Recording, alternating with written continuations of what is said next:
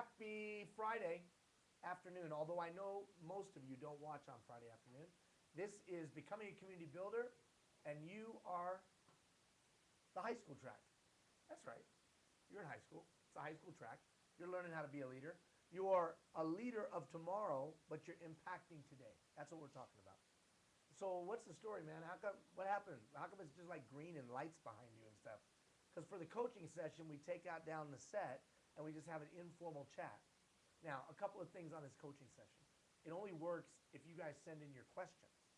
Now, I realize that for this coaching session, because of a holiday break and spring break and all of that, some of you got started a little bit late. No worries. So in the future coaching sessions, you'll be able to send in your questions beforehand. You can send in your question via the email you see there on the bottom of the screen, questions at becomingacommunitybuilder.ca. Or you can ask your questions by, what's the next one? Sending in texts. You can text in your question. Or you could Facebook in your question. Or you can even YouTube video your question in. And we sent you those in the email to remind you of today. We sent you instructions. You can just post a YouTube video and ask your questions.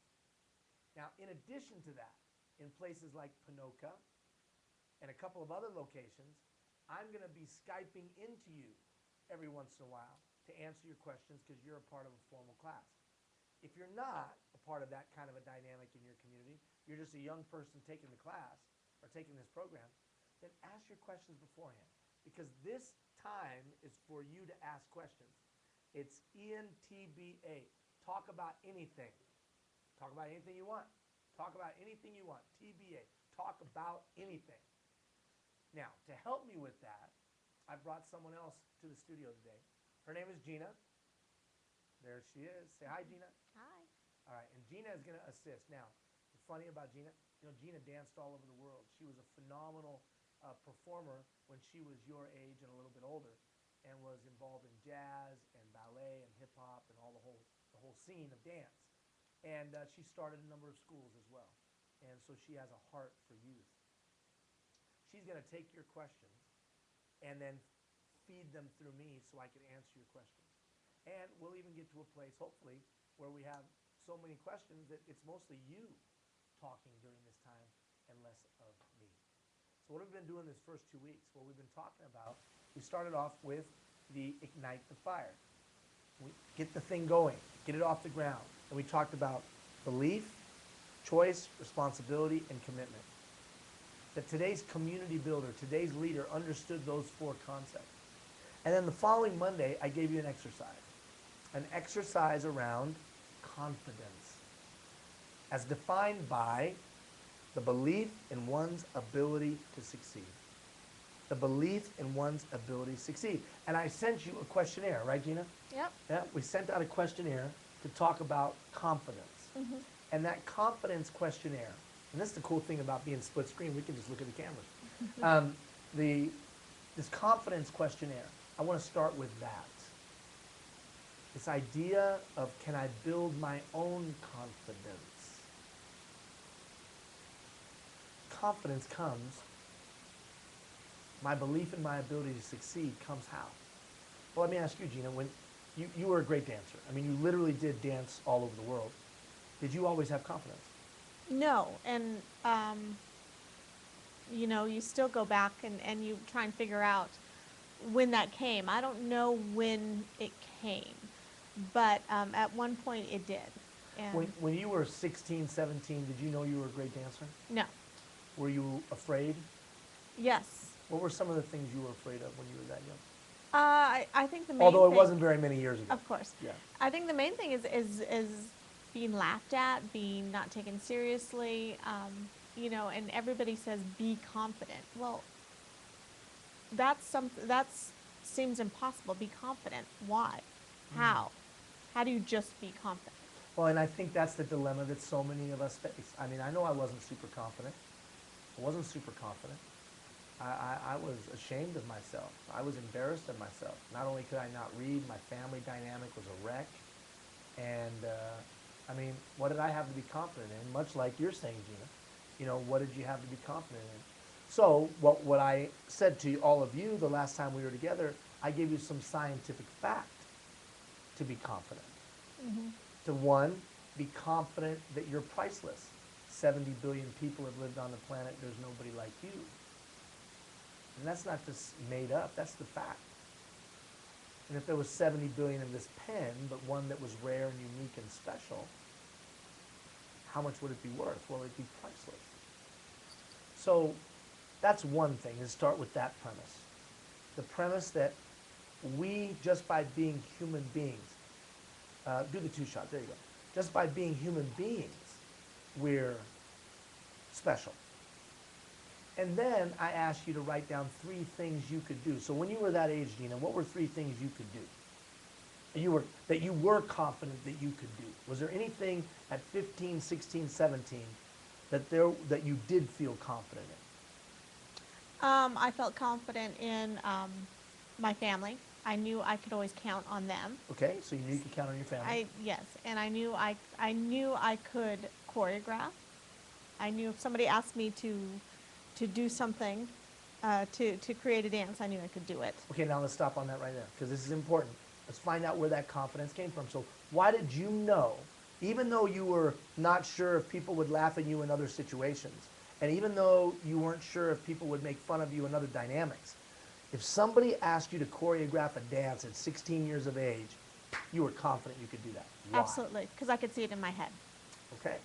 So something about you gave you a specific ability to do something others couldn't do. Right. And that gave you confidence. Now, for some of you, maybe that's riding a quad. Maybe, for whatever reason, you can ride a quad. Or maybe you can handle a skateboard. And for whatever reason, you can handle that skateboard. Or maybe you can listen really, really well. Or maybe you can draw exceptionally well. Confidence comes because you just have a certain ability to do a certain thing in some instances. Now, was there anything else you were really confident in when you were 15, 16, 17 years old? Honestly, probably not a whole lot. Really? Yeah. So for me, one of the things I knew I was confident in, I knew I could play some defense in basketball. It didn't matter. It didn't matter. I could play some defense. I grew up in the States, you know, and my high school basketball team, I wasn't the tallest on the team, but I was routinely assigned to guard the best player on the other team. And one night I was assigned to guard a guy named Sean Elliott. You can Google him. He went on to play in the NBA. He went on to be an elite player. And he played for World Championship San Antonio Spurs. And my job was to guard Sean Elliott. Now, Sean Elliott is 6'8" and can shoot the three-point ball. I'm 5'7.5". When Sean was in high school, he might have been 6'6". My job was to shut Sean Elliott down. You know what? Total confidence. Now, I was too shy to ask a girl out on a date. I was too shy to stand up and read in front of a classroom because I couldn't read. I was humiliated and embarrassed of who I was as a human being, so much so that I used to pick at my face and rip my face to pieces because I was so just humiliated by myself as a human being. But let me tell you something. If I stepped out on that basketball court, I knew I could stop Sean Elliott. But where did that confidence came from? You know where it came from? Hours of practice. Hours of practice. I was willing to put in hours of practice in the defensive side of the game that nobody else was willing to put in time. Everybody was willing to put in time into shooting because that was fun, but very, very few people were willing to put in time into the defensive side of the basketball game.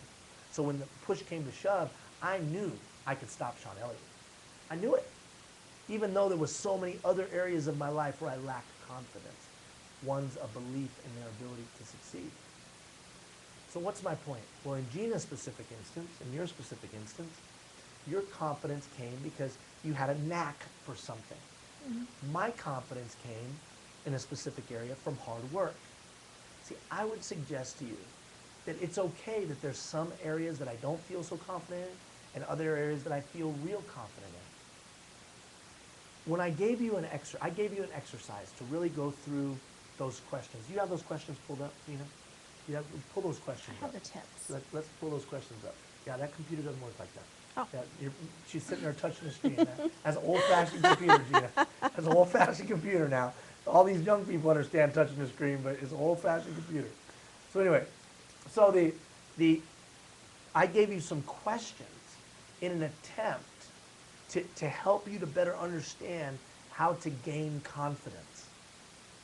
To not worry about external circumstances, not worry about what's happened to you or with you, but to gain confidence proactively, to build confidence like a building block of a wall. Think of confidence like a wall. And each day we can put another brick in the wall of confidence to make it good and strong. Because the wind's going to blow and the waves are going to come, and you're going to have that wall of confidence to help stabilize you in life and to help you be successful no matter what the difficulty or the challenge. So, do you have those questions up? I do. Okay, so let's read a couple of those questions. Something I do well in my work is? Right, so this is called an asset-based approach. An asset-based approach. Something you do well in your schoolwork is. And then you were supposed to answer that. What's the point of that? The point is to show you that there's something that you can take confidence in. She said, she looked at you, Gina just looked at you and said, there was nothing she was confident in except one thing. She could choreograph a dance. So if the only thing you can do in life is choreograph a dance, at least you got one thing. Okay, what's the next one? Something I do even better in life is? Blank. And I bet you, if you really stopped and thought about it, you said family. Mm-hmm. So I bet you did family good in life. Yes. Maybe even better than choreographing a dance. Yes. Okay, so now she had two things that she could count on. She had one thing in her passion, dance, but she had another thing in life. Now let's just say that's all she had. She could choreograph a dance, and she was good at interacting with her loved ones. Do you think both of those two things would serve her well? Well, it did. Look at her. She ended up dancing all over the world. Probably based on those two things. Probably. I never thought of it that way. Building trusting relationships, yeah, and having the knack for choreographing a dance. Right. For me, working hard in practice has always paid off. And taking on the task or the job that nobody else wanted to do, that I was willing to jump in and try, always has paid off. Wouldn't you say that's always paid off? Yeah, it worked out very well for you. It worked out very, very well. Yes. Because I had two things. All right, jump down a couple and read something a little lower. I have the power to. What do you have the power to do? Well, I know this. You have the power to control your thoughts. You have the power to control your words. You have the power to control your actions. Now, personally, when I was your age, I couldn't control where I lived. I lived in a bunch of different homes. I couldn't control that I had no money. I couldn't control that my color of my skin was brown and it made people want to spit on me and kick me and hit me. I couldn't control all those things. But I could control this, and I could control this, and I can control my actions. And if you can control those three things, then you can be a success. All right, what was the last question? My greatest achievement is? And what was your greatest achievement when you were that young? Probably my dance scholarships. You had won some dance scholarships? Yeah. To college. Now, you had also been a national champion in baton, hadn't you? Yeah. You were a national champion in baton.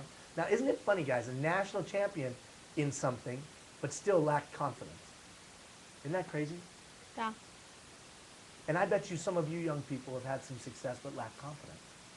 And I know that she was just a young person a little while ago.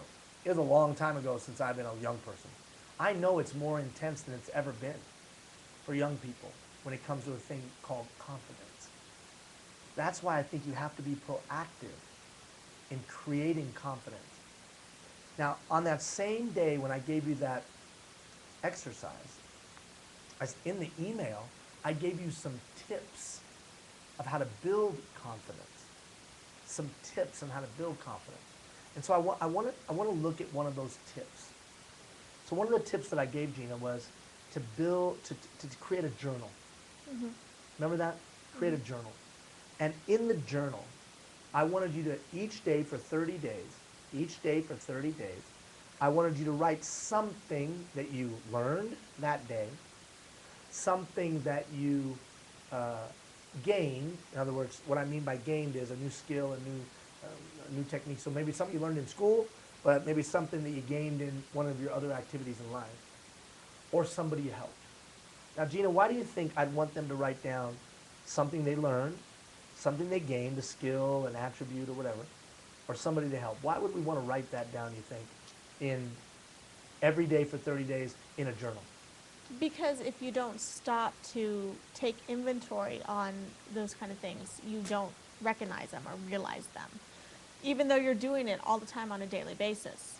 You know, it's a great word that you just used, inventory.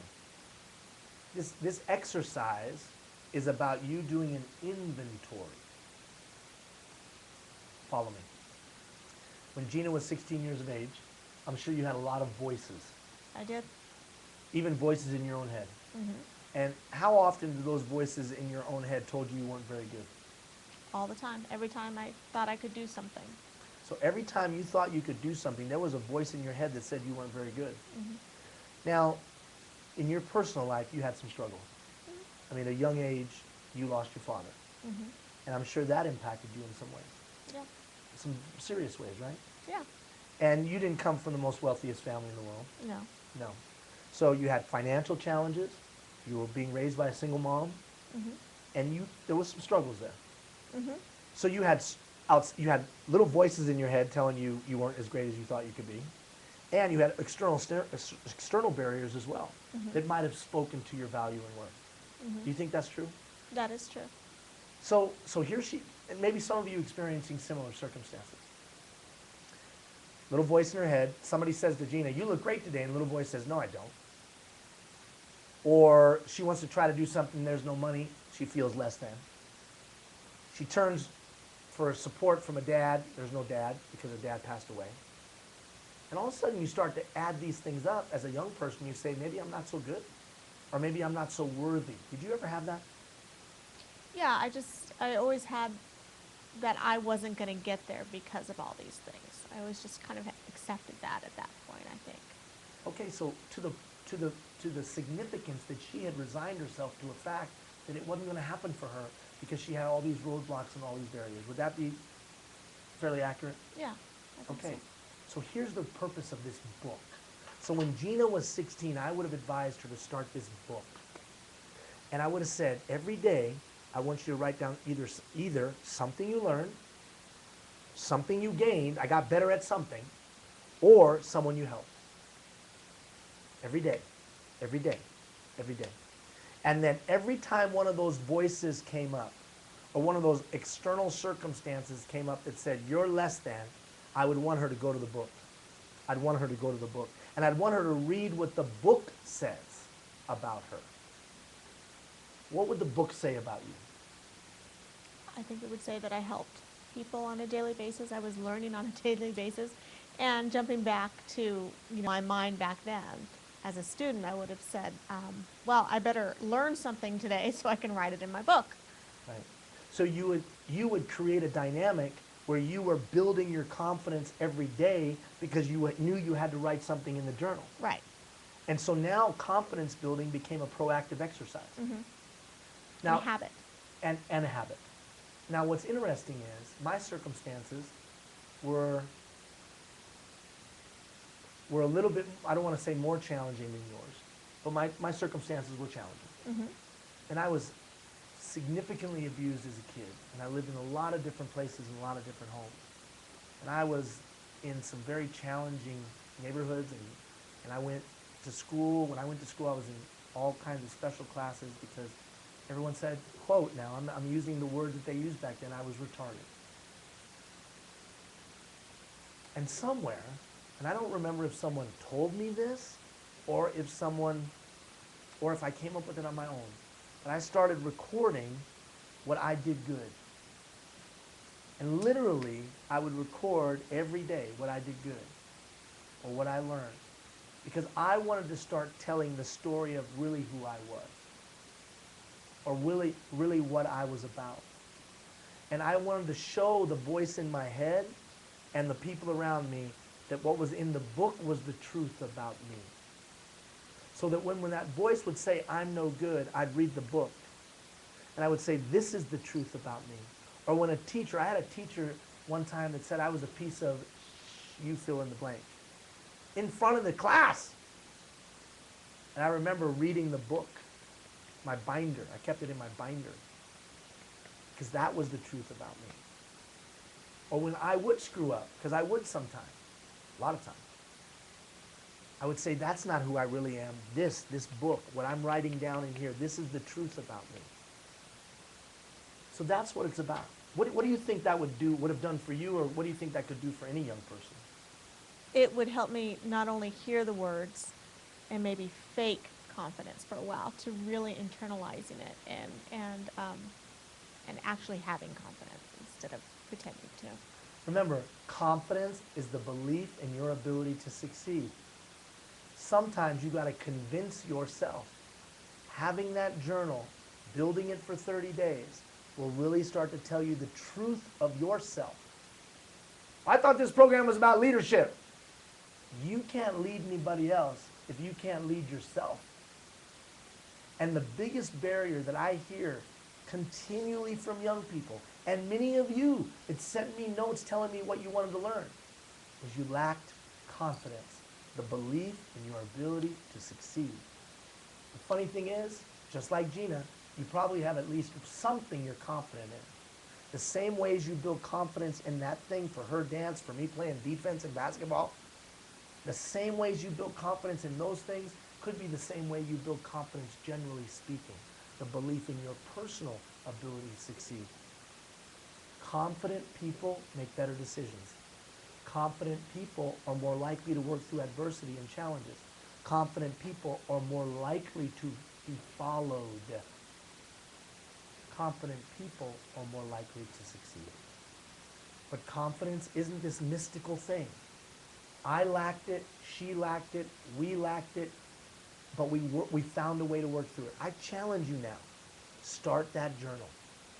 If confidence is a stumbling block for you, start that journal and then build it over the next 30 days. And then with that journal, you now have the truth of you, of who you are and what you do, and then what you could be. All right. So that's the end of our coaching session for today, right, Gina? Right. End of our coaching session for today. Do you have any suggestions when it comes to confidence for maybe some young dancers, young performers out there? Any tips that you would give them on confidence? Walk out this exercise, because it would really teach hard, tangible evidence in your ability to succeed. Absolutely. So now for the coaching sessions to be successful in the future, you've got to send in your questions. Either questions@becomingacommunitybuilder.ca, or you can text in your question to the phone number on your screen, or in the email that we sent you to remind you of this activity, or you can always YouTube your question. Just sit down in front of your webcam, in front of your phone, follow the instructions of the YouTube account, upload it, we'll play it right here. Because we want to answer your specific question. You don't want to hear just from us talking about us. We want to know your specific question so that we can answer your specific question. Those of you that are going through it in a more formal way, in a more formal group, we'll be working with your local organizers to Skype into your meetings so that we can meet with you and answer your questions directly in your formal group, okay? Thank you for being a part. If you have any questions now that we've done, send them to us. We'll answer them via email. Take care, everybody.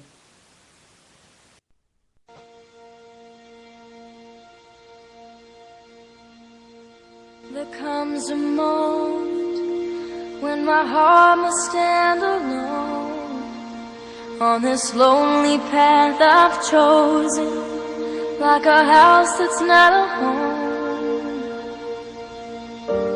Et quelquefois quand j'en ai assez, que je songe à tout abandonner, tu veux que je sois ce que je suis. Je